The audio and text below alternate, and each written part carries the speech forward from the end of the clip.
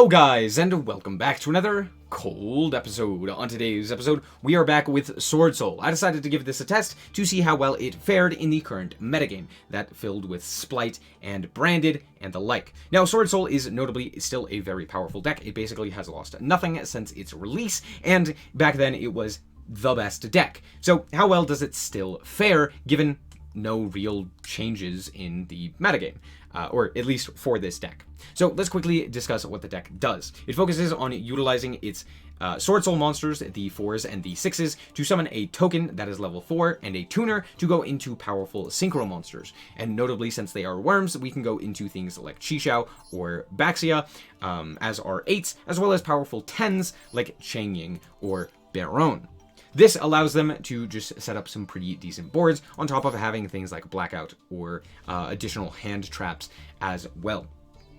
So let's quickly do the card by card, starting with the Tennies. We have a lot of Tennies here because Tennies synergize very well because of the fact that they are basically free special summons. If you control no effect monsters, you can special summon any of the Tennies from the hand. Pretty nice. So that is just a very solid effect. It's a free special summon, and it's a worm. And then they all have effects in the graveyard as well, which synergizes, again, very well with tokens, which are non-effect monsters. So if you control a face-up non-effect monster, the Adhara can add a banished worm from your, or add a banished worm to your hand. Vishuddha can bounce a card. Ashana can special summon from the deck and then lock you into worms. And Shithana, if a face-up non-effect monster is destroyed by battle or card effect, can banish this in order to special it back and pop a card. And then this is also just in here for being a 4, basically. It's a 4 that you can summon off of the Ashana, which comes up quite a bit. Moving on to the Swordsouls, we have Triple Moye, the best normal summon and the best summon overall, because it just reveals a worm or Swordsoul card from your hand in order to special summon the token. Then, if it's sent to the graveyard as synchro material, it draws a card, which is also very strong. Taya is incredible as well, but we're only playing 2 of it, and that is because you need to banish a Swordsoul card or a worm monster from your graveyard in order to special summon the token. So it's not as good as a straight follow-up, and so oftentimes you will need a little bit more, it's better as a follow-up rather than a starter. So that's why. Then if it's sent, you get to send a worm from your deck to the graveyard. If it's used as synchro material. Next up we have Long One. Long One is very good. We would play 3 if we could, but you discard one other Swordsoul or worm in order to special summon this card from your hand and a token. And it being a 6, it gives us the easiest access into the 10s.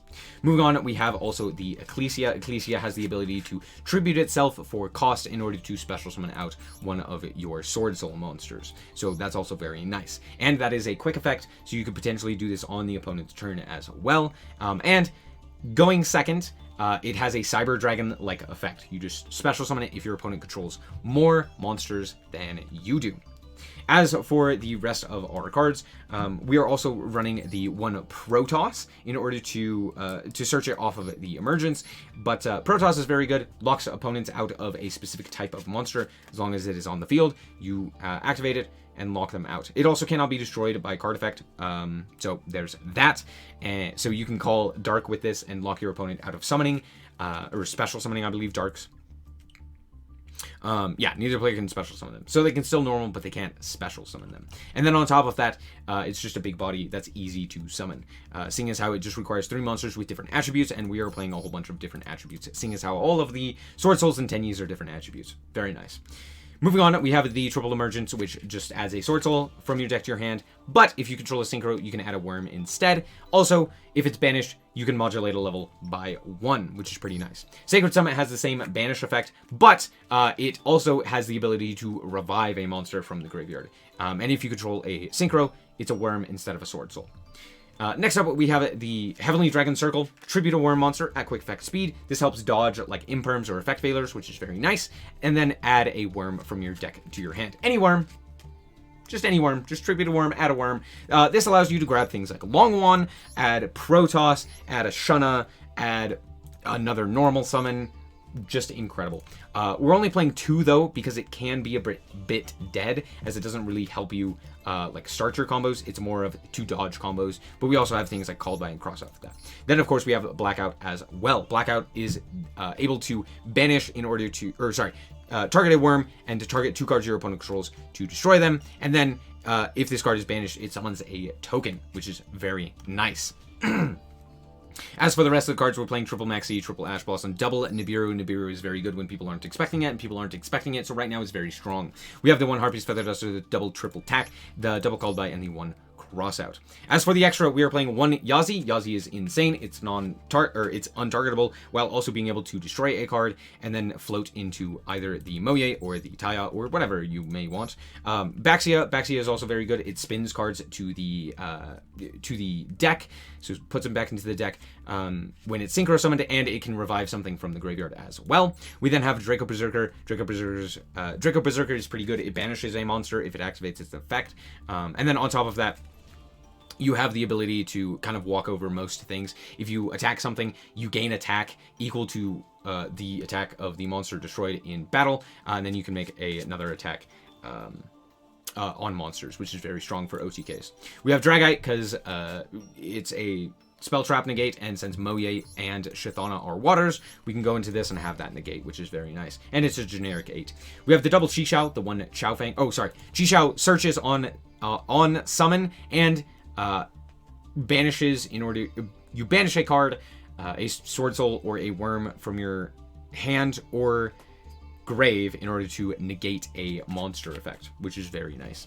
We have the Chao Fang, which locks your opponent out of lights. Mostly you summon it off of the Baxia with a level 1 tuner, and it locks your opponents out of lights. Then we have 1 Baron. We have the 1 Changing. Changing is crazy. It gains 100 attack and defense for each banished card, and also your opponent's monsters lose 100 attack and defense for each banished card. And then if it would be destroyed, you banish a card instead. That is a replacement effect, meaning that they can't like negate that effect. On top of that, if a card is banished, you can banish a card from your opponent's field and grave, which is very, very strong. Then we have a Sinister Sovereign Qixing Longwan, which is mostly what we go for when it comes to 10s. At least going first. Going second, we go for the Changing. But we have the Sinister Sovereign, which if you synchro summon another worm, you get to draw a card. If your opponent special summons a monster, you get to banish it and inflict 12 to your opponent, inflict 1200. And then if your opponent activates a spell or trap, you can banish it and inflict 12. This is very strong because any like field spell or continuous effect or something like that, you can banish it and deal with it. And then on top of that, you can banish a special summoned monster as soon as it hits the field, so before it really has a chance to activate any of its effects, unless they are quick effects, so that's very nice. And then also being able to draw an additional card is very strong. So there's that. Then we're playing Triple Monk at the Tenyi for the Tenyis and the 1 Shaman. So let's show you how this deck performs. Alright, so a great benefit of this deck is the fact that it can go second effortlessly. With things like the Tenyis and Vishada and just in archetype stuff, it makes it very powerful. So here we are up against Mathmech, and we drew, honestly, not the greatest of hand. However, we did draw Harpy's Feather Duster and Called By against Mathmech, which is pretty good in my eyes. Anyway, so they are going to go and do their combo, and they kind of end on a pretty mediocre board, I'm not gonna lie, but we're just gonna speed through this because this is not a Mathmech combo video. So yeah, out comes the diameter effect in order to special summon it out to the the diameter will then be linked off into the Splash Mage, and then we can activate the Splash Mage effects in order to bring back the Parallel Exceed. It's just a monster. Then they can go into the Transcode. Transcode Talker is then going to activate its effect in order to bring back the Splash Mage, and then they will link off the Splash Mage and the Sigma in order to go into the Heat Soul. Heat Soul will then activate its effect in order to draw a card, and then they will set 2 and pass. Don't make this board, my friends. This board is very bad. That's all. Okay, let's move on. We draw into Moye, which is a great normal summon that is just fantastic. We're going to start off with the Harpy's Feather Duster. They are going to activate their Super Factorial. We will activate our Called By to hit the diameter, and they will activate the Ghost Spell that they just drew. Whoops. Okay, well, I guess at the very least, there's something. So hopefully we have something here. Honestly, all of the cards in our hand are pretty good, given the fact that Triple Tactics is now live, so we can, you know, potentially steal a card from our opponent's hand or their field, or just draw 2 additional cards. Sending Vashetta kind of hurts, but it's not the end of the world. Moye is also a really good card here. Heavenly Dragon Circle allows us to dodge potential negation with from like Moye or something. Anyway, we also dealt with their equation, which they set for some reason. They're going to rip the Heavenly Dragon Circle out of our hand. That's fine. We're going to go for the Vashetta. Out comes the Cockroach. Well, let's see what we can do through Maxi. We can't really pass turn here on just one monster because they go for the access code and they kill us. Not really a whole lot that we can do there. So we're going to play through the Maxi. Anyway, we're going to add it to our hand the Ashana off of the Heavenly Dragon Circle. Oh, yeah. This also has an effect where during the main phase, if you control a face-up non-effects monster, you can banish it from the grave to add a 10E monster. However, you can only use 1 effect per turn. So you can either dodge you can either tribute to add a worm, or you can search. So, yeah, I didn't bring that up previously. Sorry. They're going to negate the Vashetta because they kind of have to, and then we are going to draw 2 cards. We draw probably the best 2 cards that we could have with Taya as well as Long One. So that's fantastic. We're going to special summon out the Long One, pitching the Taya, and then we are going to go for the Changying here. Changying will, Long One will then burn for 12, and now we can go for the Moye. Moye reveal the Ashana in order to grab up another token. We're then going to activate the Ashana here so that, because we don't need to do this now, but I mean, we're gonna. It doesn't really matter when we do this, but this also triggers the Changying to banish, and it's a non-target banish. However, they have the effect failure. Not really much we can do there. We then get to go into Baxia. Baxia's effect is going to activate. We are going to target the Laplation in order to shuffle it away. Then we are going to pop the Adhara. Oh, we also drew off of the Moye effect. We're going to pop the Adhara in order to special summon the Taya. Taya will then activate its effect in order to grab another level 4 token. We then get to go for the Draco Berserker of the 10E and then activate the effect of the Taya. That will be negated. Sure, that's fine. I'm then going to activate the Adhara here, and actually I already have lethal due to the Draco Berserker of the 10E being on the field. This can just allow us to go to battle, attack over this, well, we'd attack over this, gain the attack points, attack over this, and then attack for lethal. But I'm going to stunt on them just a little because it's funny. So we're going to go into the Shaman of the 10E and then activate the effect in order to pitch the Long One to then special summon back the Changying. I know it seems kind of weird, but Changying's effect is not an activated effect, and also the monster was special summoned from the grave, so we could still activate the Changying if we wanted to here. So yeah, Shaman of the 10E does have an effect to lock you into only using 10E monsters from the extra deck, or their effects, but that doesn't really matter, so we're going to decrease a whole bunch of the attack points. Attack in for 34, attack in for lethal. So there you go. Yep. Cool. Just a cool little trick that you can do with the Changying and Shaman of the 10E. Alright, so here we are going first. Let's see what kind of board we can make. So we're going to start off, we also drew the triple tack, which is great. We're going to start off with the Ashana because we have a card to reveal off of Moye. We're then going to go into the Moye, activate its effect in order to grab up that token. Then we will synchro off into the Qixing and activate the Qixing and in-chain the Moye to draw a card. We draw into the Maxi, which is very funny. We also add the Long One here because it is very valuable. We're then going to banish in order to go into the Vashetta and then tribute off our monster in order to special summon out the Adhara. At this point, we're going to add the Shithana just to have an additional card on our in our graveyard. We're then going to go for the Long One effect in order to go into Qixing Long One. Why do I go for this here instead of something like Baron? Well, first of all, we're locked into worms, so we can't go for that. Why not go for the Changying? Why do we lock ourselves when we could have just gone for Baron? Baron isn't all that useful, just in general. This card is much more useful. Baron, a single negate, just isn't as advantageous when so many decks have the ability to play through a negate. But being able to play through a banish of a monster, as well as a banish of a spell trap, is a lot more problematic. On top of, we get to draw a card here. So it's way more advantageous oftentimes to go for the Qixing because you're drawing a card, which could be something like a hand trap or like additional disruption, additional follow-up, whatever it may be, while also having 2 disruptions instead of just the 1. And 2 really good disruptions, especially in the meta, or just like in general, right? But being able to banish like a runic field spell or a fateful adventure or a continuous spell trap, etc., etc. But yeah, we're then also going to go and activate the effect of the Long One in order to burn for 12, and then go Draco Berserker of the 10E. We're then going to draw a card, which happened to be a second triple attack, which you'll see in a second really sucked. Out comes Pot of Duality. Well, I guess this maxi isn't going to do a whole lot. They're going to add Skill Drain. Fantastic.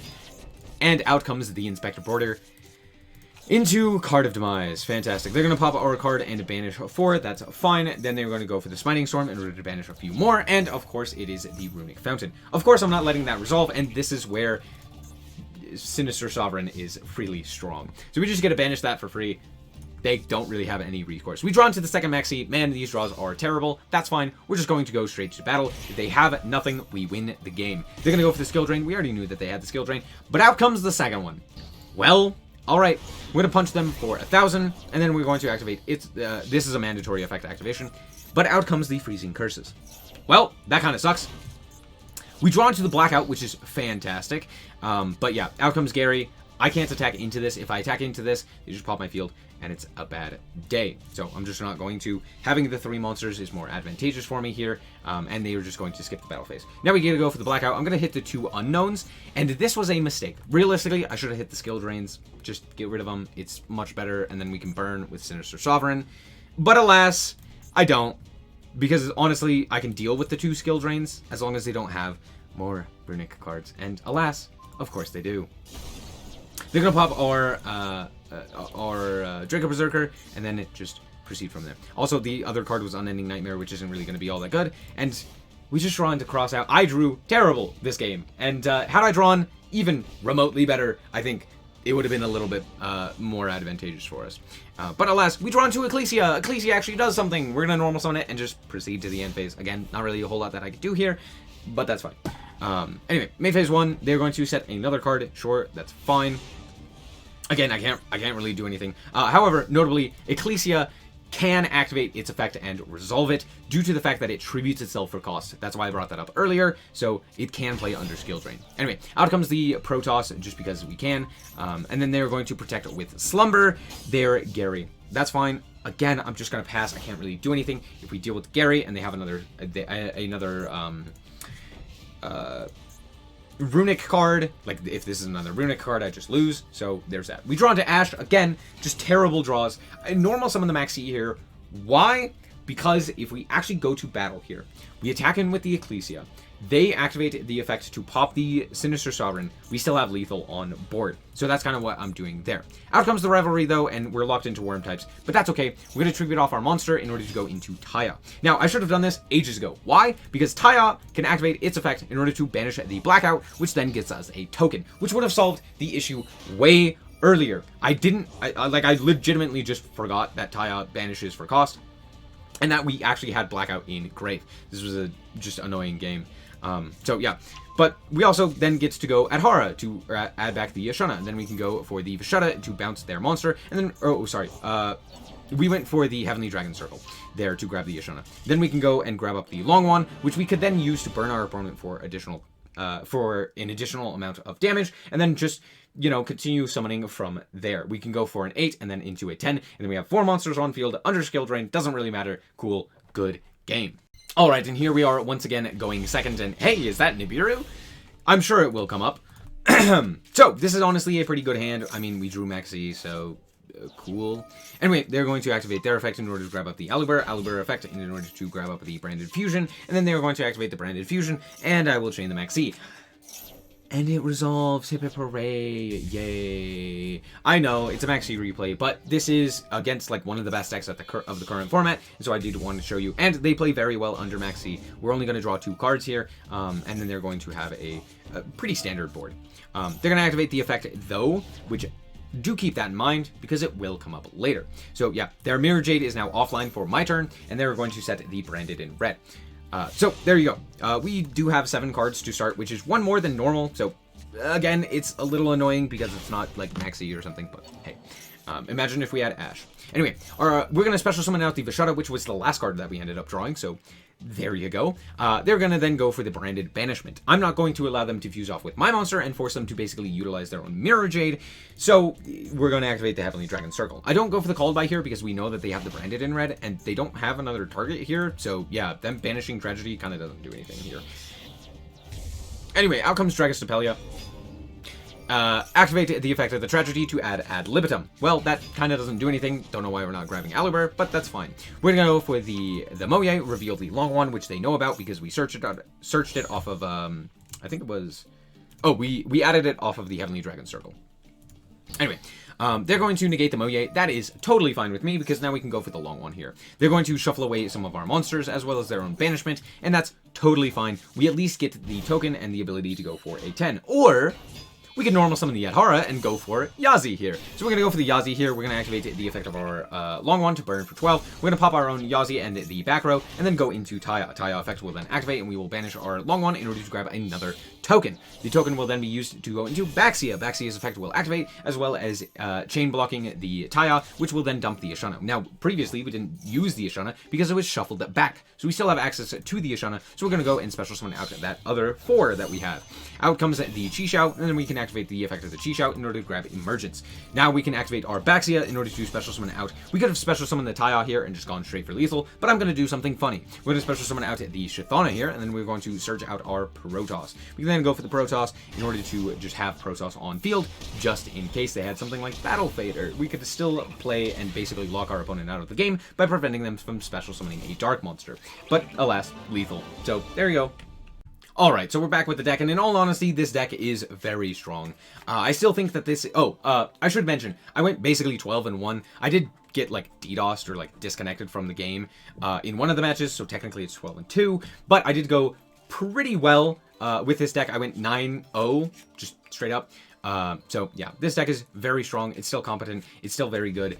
This wasn't plat, though, so not the greatest, but not the worst of competition. Yeah, things to make note of. Baron is pretty mid. I never summoned it. Not once. Nope. Why? Because going first, you are much more inclined to get the extra advantage off of the Qixing Long One, as well as end on additional 8s. Going second, things like Baxia, as well as Changing, are much more advantageous. So oftentimes, you don't really have a want for Baron. There is times where Baron is nice, but now that not as many people are playing Nib, it's not as advantageous to play Baron. Now, I do advocate play Nibiru, because there are so many decks that just auto-die to Nibiru right now, that like, it's so nice to have, especially if you resolve a Maxi and then can Nibiru your opponent afterwards. A lot of people are currently playing under the Maxi and, like, decking you out or what have you, so playing Nibiru is very nice, and no one is really playing around it, mostly because Splight is in the format, and they're like, well, Splight just turns it off, why would I play it? So, there's that. But a lot of people can't really play around it. But, yeah, Baron most of the time just isn't worth it unless you have a really bad hand where it's like, I'm going to resolve long one and that's it. Like, that's all that I can do. Then make Baron. Baron is a little bit better because it can, like, get back a monster if you need to. So, for example, if like you go long one, pitch, Taya, then on the following turn you can send back the Baron in order to special summon the Taya to banish, then you can get your combo. So, like, in that specific instance where basically your hand is bad, Baron is a little bit better.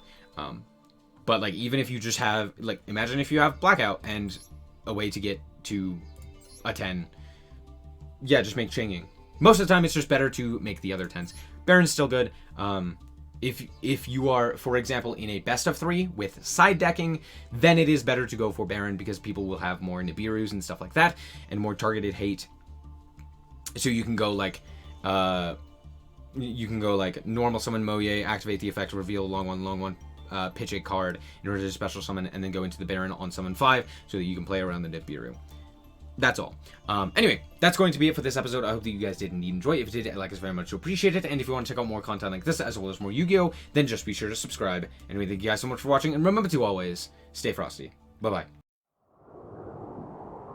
Shout out to the Frost Guard, my members. Thank you guys so much for the support, and I hope you enjoy the content.